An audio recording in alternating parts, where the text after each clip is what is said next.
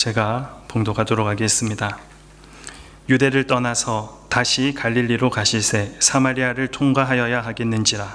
사마리아에 있는 수가라 하는 동네에 이르시니 야곱이 그 아들 요셉에게 준 땅이 가깝고 거기 또 야곱의 우물이 있더라. 예수께서 길 가시다가 피곤하여 우물 곁에 그대로 앉으시니 때가 6시쯤 되었더라.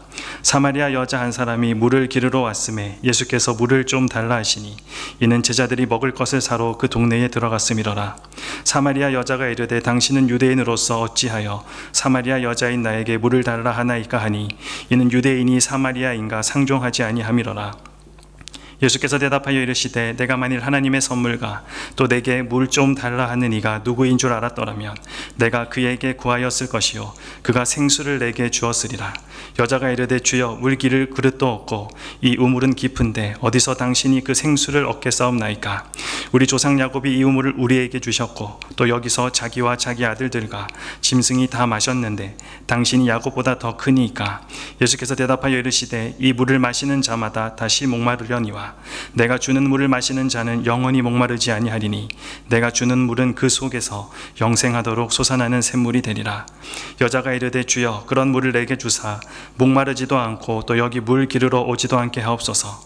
이르시되 가서 내 남편을 불러오라. 여자가 대답하여 이르되 나는 남편이 없나이다. 예수께서 이르시되 내가 남편이 없다 하는 말이 옳도다. 너에게 남편 5이 있었고 지금 있는 자도 내 남편이 아니니 내 말이 참되도다. 아멘.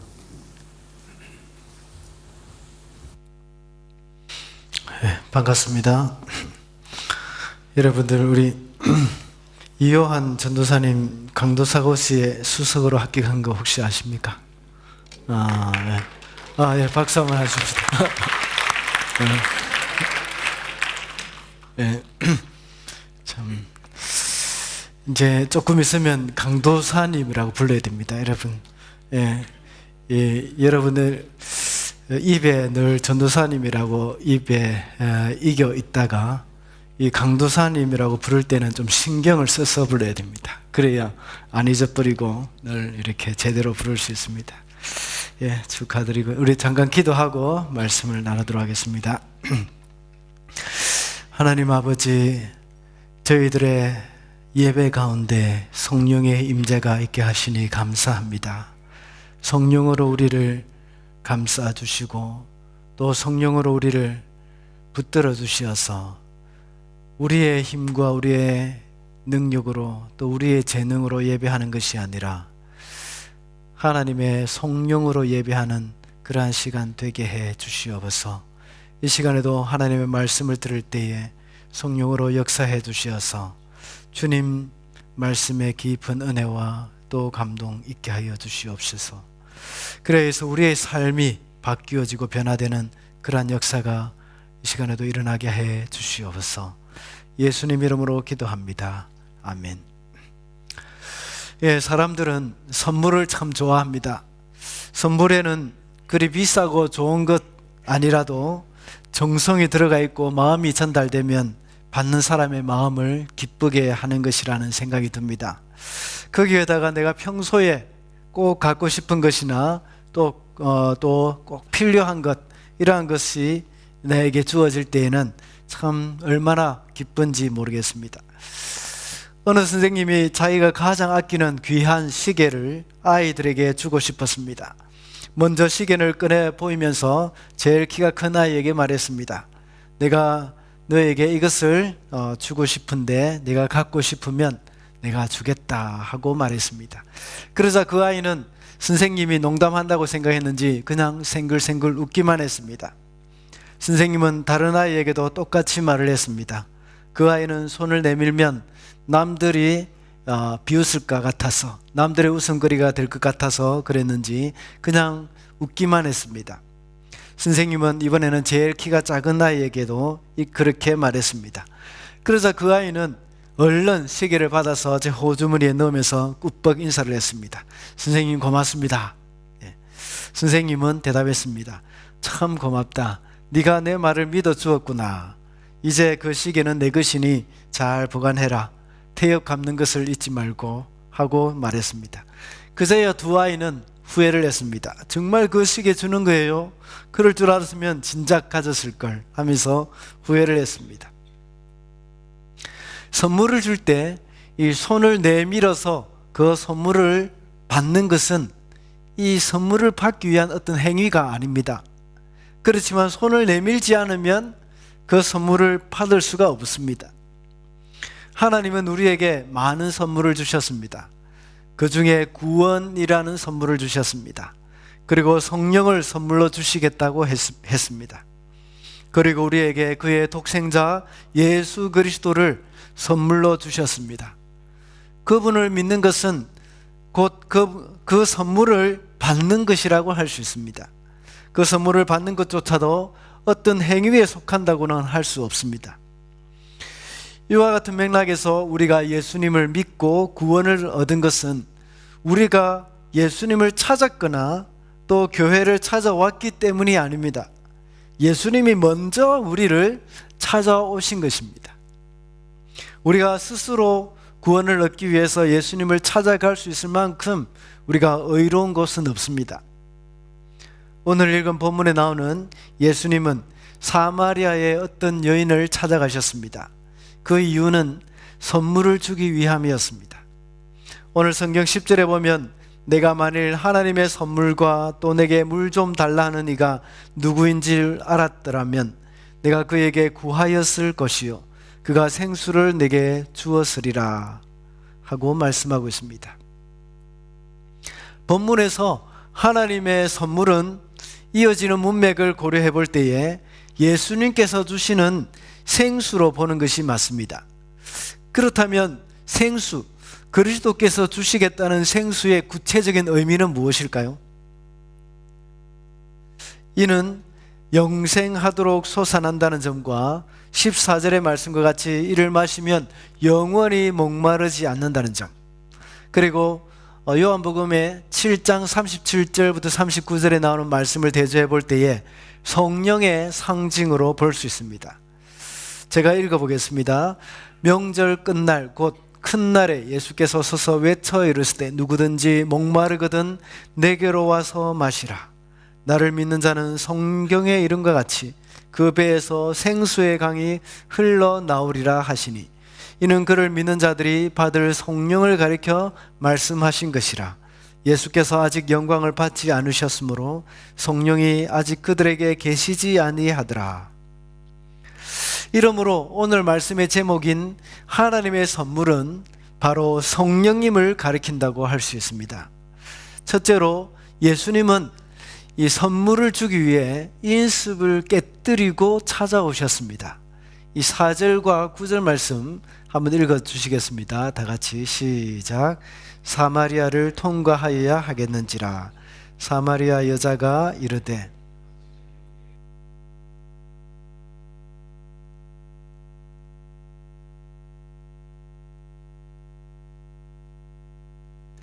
네, 4절에서 말씀하고 있는 사마리아를 통과하여야 하겠는지라 하는 이 말씀에는 이 예수님의 마음속의 의지와 확고한 결정이 이렇게 나타나 있습니다. 예수님은 예루살렘에서 갈릴리로 가시기 위해서 출발했습니다. 그런데 이상하게도 예수님은 보통 때 가는 길과 좀 다른 길을 잡으셨습니다. 그것은 사마리아를 통해서 가시는 것입니다.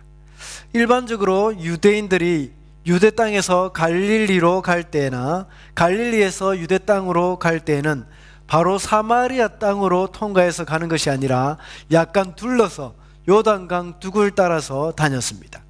왜냐하면 사마리아 사람들은 그들을 만나기 싫기 때문입니다. 그들은 호세아 왕, 구약의 북이스라엘 호세아 왕 9년에 아수르에게 점령당했습니다. 그럴 때에 많은 사마리아 사람들, 북이스라엘 사람들은 다 아수르에게 포로로 잡혀가고 그나마 남아있는 사람들은 다 이렇게 혼혈로 만들어버렸습니다. 그 민족을 완전히 없애버리는 그런 아수르의 잔인한 정책으로 말미암아서 그 민족을 이렇게 남겨놓은 민족, 남아있는 민족들에게 다른 민족을 그곳에 살게 하고 강제로 이렇게 결혼을 시켜가지고 이 혼혈로 만들어 버렸습니다. 그래서 유대인들은, 남아있는 유대인들은, 그 남쪽 유대 그 사람들은 북쪽 이스라엘 사람들, 특히 사마리아에 사는 사람들을 이방인 취급했습니다. 그 이방인 취급한 그 사람들은 개와 이렇게 이 돼지 같은 그런 짐승과 같은 그런 취급을 했던 것입니다. 그래서 예수님은 유대인들은 그곳을 지나가지 않았습니다. 비록 짧은 거리라고 하더라도 갈릴리로 갈 때나 갈릴리에서 유대 땅으로 올 때에 이 지름길이라고 하더라도 사마리아 땅을 밟지 않고 빙 둘러서 요단강 계곡을 따라서 다녔습니다. 그럼에도 불구하고 예수님은 이번에 이렇게 사마리아를 통과해야 하겠는지라 하고 성경에 이런 말씀하고 있습니다. 이 말에는 예수님의 강한 의지가 내포되어 있는 것을 알 수 있습니다. 왜 그렇습니까?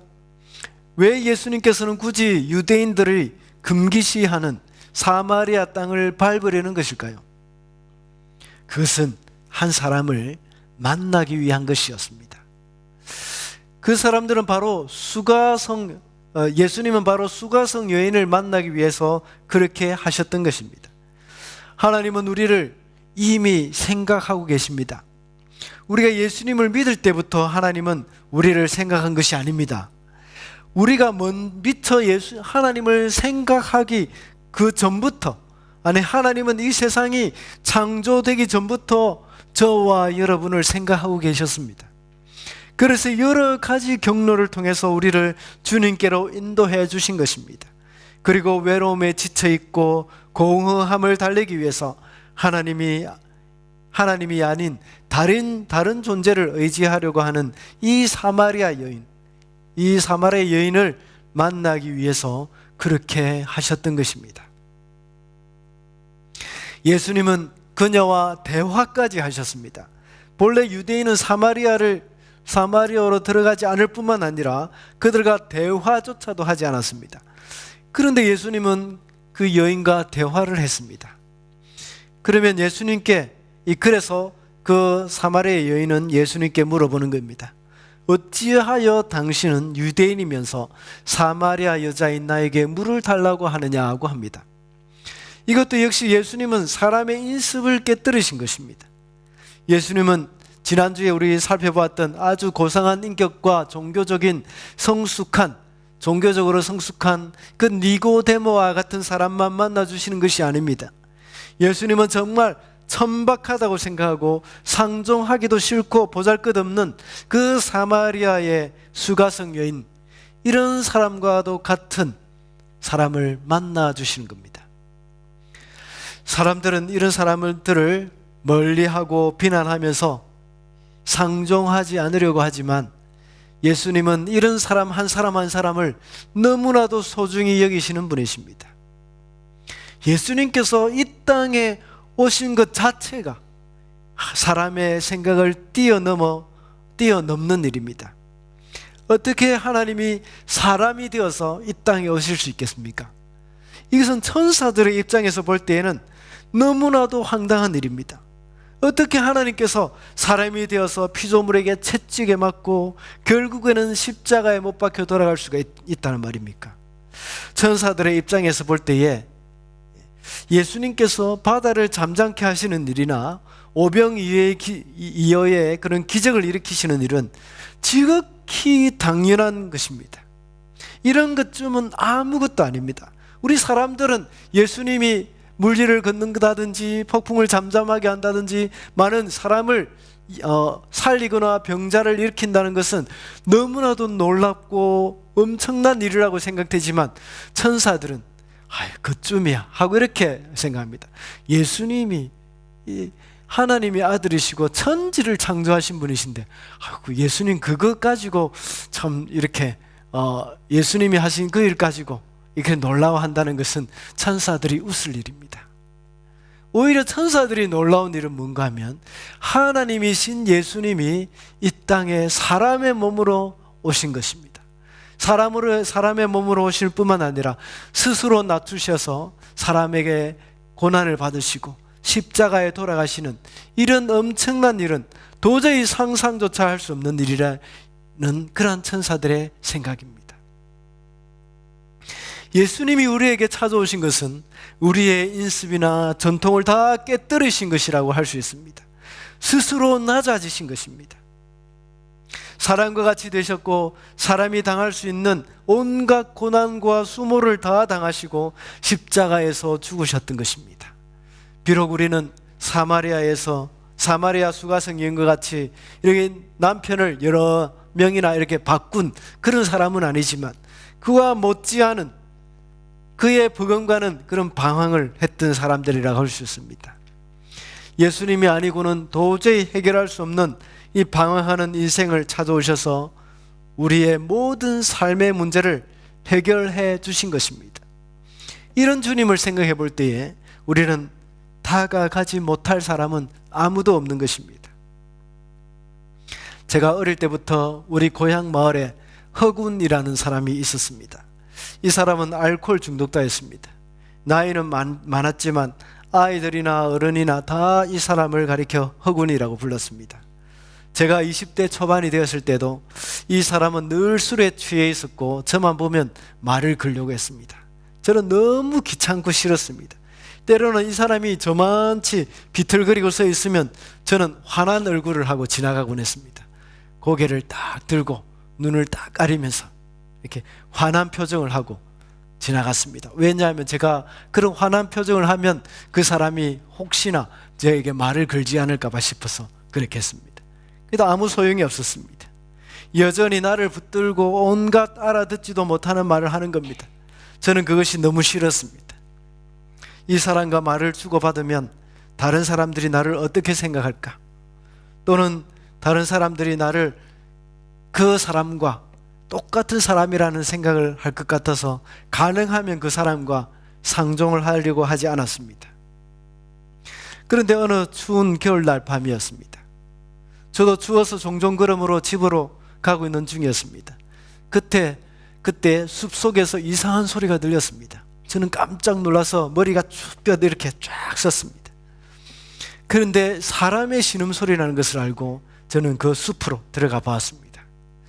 허군이었습니다. 술에 취해서 거꾸로 넘어져 있었습니다. 그래서 일어나지도 못하고 꼼짝도 못한 채 거꾸러져 있었던 것입니다. 저는 이대로 놔뒀다가는 얼어서 죽겠다 하는 생각이 들었습니다. 그래서 그를 이렇게 세우고 부축해서 우리 집으로 데리고 가는데 그 몸에서는 시궁창 냄새가 났습니다. 저희 집의 창고방은 이 소에게 먹일 죽을 끓이는 가마솥이 걸려 있었습니다. 그래서 저녁이 되면 방바닥이 아주 뜨끈뜨끈했습니다.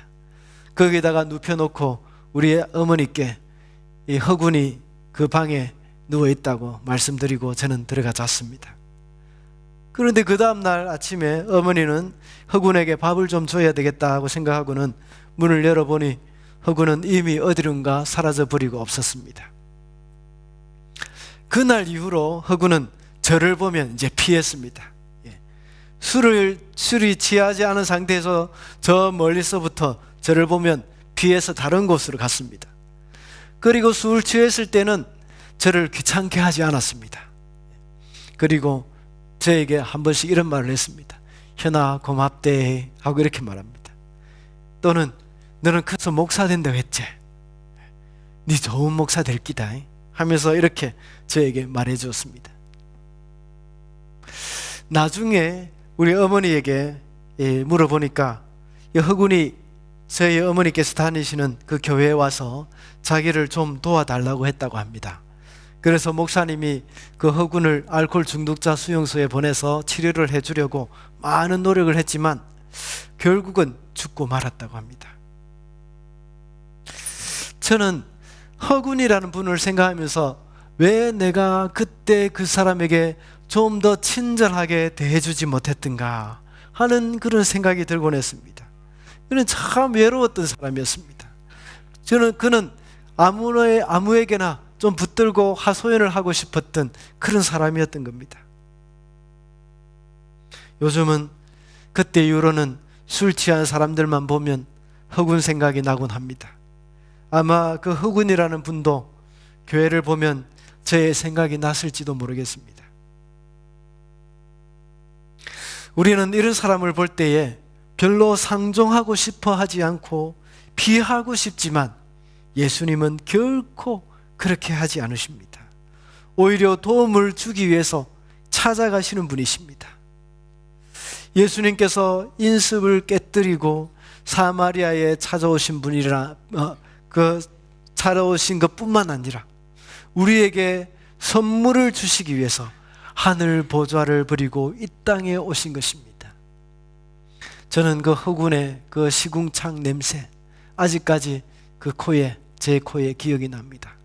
그러나 하늘 보좌에 계셨던 그 하나님 되시는 예수님께서는 이 땅에 오셔서 참 땀 냄새 풀풀 나고 또 생선 비린내 풀풀 나는 그 제자들과 함께 사시면서 늘 함께 다니셨습니다. 하늘 보좌를 버리고 이 땅에 오신 것입니다.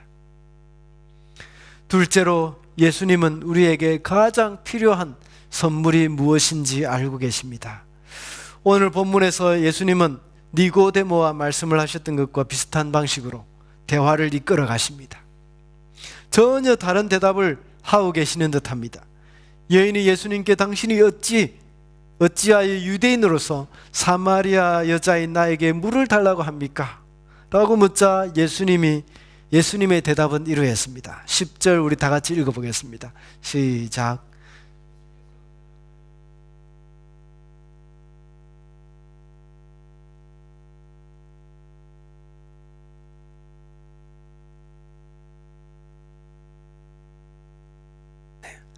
이 말씀은 다시 말하자면 이 여인이 필요한 것이 무엇이라는 사실을 알고 계셨던 것입니다. 지금까지 수많은 어려움과 마음의 갈등과 고통 그리고 채울 수 없는 그 공허함이 그녀를 목마르게 했던 것입니다. 그것은 예수님만이 채워줄 수 있는 부분이라는 것입니다.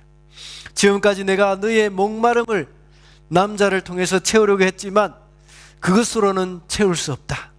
내가 주는 물을 마셔야 너의 영적인 목마름을 채울 수 있다고 말씀하시는 것입니다.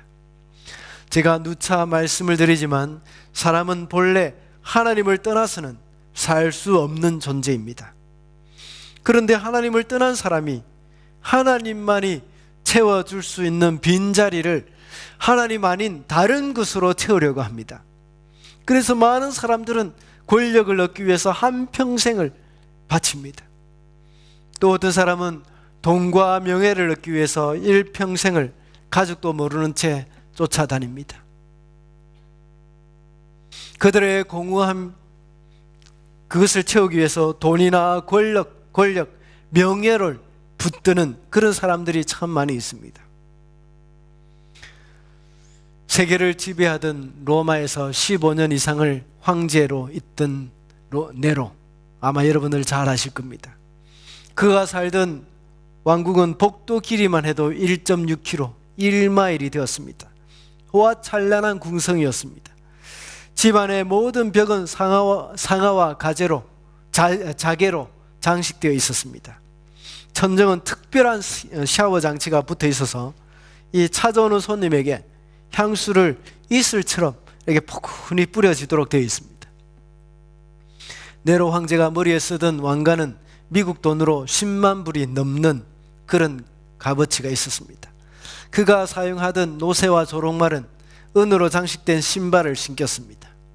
그가 한번 정식으로 출타할 때는 1000명 정도의 군사와 마차와 말들이 따랐습니다.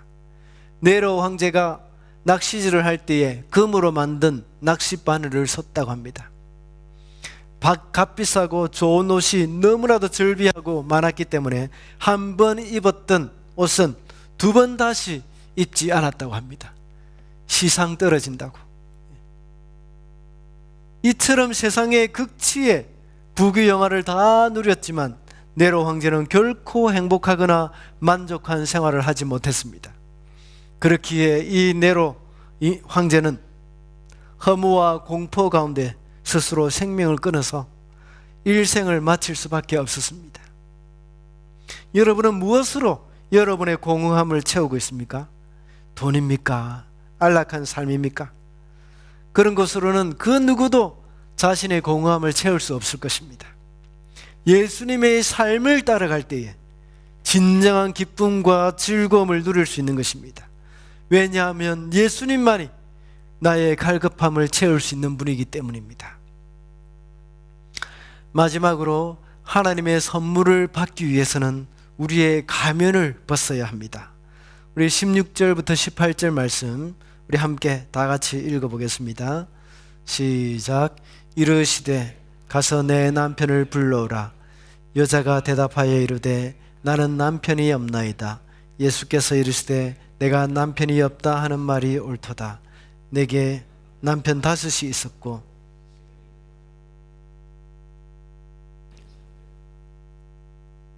예수님께서 여인과 대화를 하시는 중에 내가 주는 물은 영원히 목마르지 않을 것이라고 하셨습니다.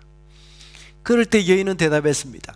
그 물을 나에게도 주어서 내가 여기에 물길로 오지 않게 하소서라고 요구합니다. 그럴 때 예수님은 내 남편을 불러오라고 말씀하십니다. 그때 이 여자의 마음은 어땠을 거야? 어땠겠습니까? 가슴이 철렁 내려앉았을지도 모릅니다. 아, 들켰구나. 그래서 나는 남편이 없어요 하고 대답해 버렸던 겁니다. 그러자 예수님은 거짓말하지 마 하고 이렇게 말씀하신 것이 아니라 내 말이 참되도다. 내가 남편이 5이나 있었으나 지금 있는 사람은 내 남편이 아니니라고 말씀하셨습니다. 우리가 선물을 받기 위해서는 양손에 가득 있는 것을 내려놓아야 합니다. 그것을 가지고는 하나님의 선물을 받을 수가 없습니다. 그것을 내려놓고 빈손이 되었을 때에 그 선물을 받을 수 있습니다. 내 속에 하나님 외에 다른 것이 가득 들어있다면 선물을 받을 수가 없습니다. 그것을 내려놓고 예수님께 드린 후에야 예수님이 주시는 선물을 받을 수 있습니다. 예수님은 나의 부족함과 연약함을 아십니다. 예수님은 이것을 고쳐주고 싶어 하십니다. 예수님이 우리의 어떤 모습 때문에 이 땅에 오셨습니까? 우리의 연약한 모습 때문에 오셨습니다. 우리는 다 가식적인 모습이 있고 우리의 본래의 모습이 있습니다. 오늘 여기 앉아 계시는 분들, 많은 분들이 여기 앉아 계시면서 아주 점잖고 이렇게 교양 있게 매너 있는 인사, 그리고 아름다운 표정의 웃음, 친절하고 상냥한 말솜씨, 이런 것들 다 가지고 있습니다. 그러나 집에 가면 어떻습니까? 여러분은 동생에게 소리 지르지 않습니까? 또 여러분의 친구들, 또 가까운 친구들에게 퉁명스러울 그런 말들을 할 수도 있을 것입니다. 때로는 점잖게 매너 있게 또 교양 있게 행동하다가도 자신의 자존심을 건드리면 그 속에 이 악마의 모습이 나타납니다. 우리는 많은 사람들에게 우리의 좋은 모습만 보여주고 싶어 합니다. 이것은 니고데모나 사마리아 수가성 여인이나 마찬가지입니다. 니고데모는 자신의 매너 있는 모습을 예수님께 보여주려고 했고, 사마리아 여인은 자신의 수치를 감추려고 했습니다. 그러나 예수님은 우리의 매너 있는 그리고 예의 바른 모습 때문에 이 땅에 오신 것이 아닙니다. 예수님은 우리의 부족하고 연약한 모습 때문에 이 땅에 오셨고, 이것을 주님께 내어놓기를 예수님은 원하고 계십니다. 그래서 이 여인을 향해서 내 남편을 불러오라고 말씀하십니다. 우리도 역시 예수님 앞에 우리의 남편에 해당되는 것을 불러와야 합니다. 그리고 내어놓아야 합니다. 물론 여러분들은 이 남편이 없다고 하겠죠. 우리에게 해당되는 남편은 어떤 존재입니까? 그것은 나에게 감추고 싶은 수치스러운 것일 수도 있습니다. 아니면 지금까지 내가 하나님보다 더 의지하고 있었던 것일 수도 있습니다. 나의 인생에 하나님의 자리를 차지하고 있는 것일 수도 있습니다. 이런 것들이 바로 죄입니다. 우리가 주님 앞에 나아가서 우리의 죄를 주님 앞에 내어놓고 회개할 때에 우리는 하나님의 선물을 받을 수가 있습니다. 사도행전 2장 38절에는 이렇게 말씀하십니다. 베드로가 이르되 너희가 회개하여 각각 예수 그리스도의 이름으로 세례를 받고 죄 사함을 받으라. 그리하면 성령의 선물을 받으리니. 우리가 하나님의 선물인 성령을 받기 위해서는 회개하고 죄 사함을 받아야 하는 것입니다. 예수님은 그것을 내어놓으라고 말씀하십니다. 그럴 때에 진정으로 예수님이 나의 주인이 되신다는 것입니다. 예수님만으로 채워야 할 그 자리에 다른 것이 채워져 있어서는 안 됩니다. 말씀을 맺겠습니다. 여러분의 마음속에 있는 공허함과 괴로움을 해결하기 위해서 무엇을 찾아 헤매고 있습니까? 오늘 성경 본문에 나오는 우물가 여인은 그 문제를 남편을 잘 만나면 해결되는 것으로 생각했습니다. 예수님은 우리의 진정한 신랑이 되시는 분이십니다. 창세기에 보면 리브가가 우물가에서 이삭의 아내를 구하러 갔던 아브라함의 종 엘리멜렉을 만나서 이삭의 아내가 되었습니다. 그리고 라헬 역시 우물가에서 야곱을 만나서 야곱과 결혼한 야곱의 아내가 되었습니다.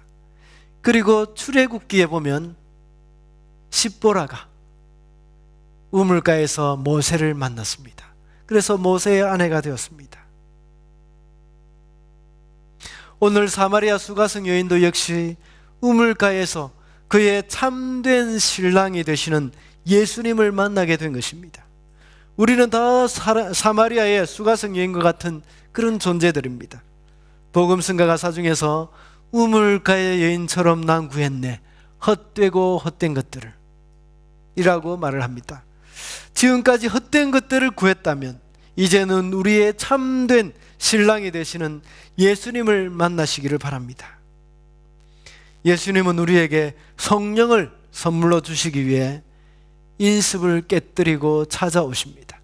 그리고 우리에게 가장 필요한 것이 무엇인지 알고 계십니다. 그래서 우리의 가식적인 것들을 내려놓고 회개하여 하나님의 선물인 성령으로 충만한 삶을 살아가는 그런 저와 여러분이 되시기를 바랍니다. 기도하겠습니다. 은혜로우시고 자비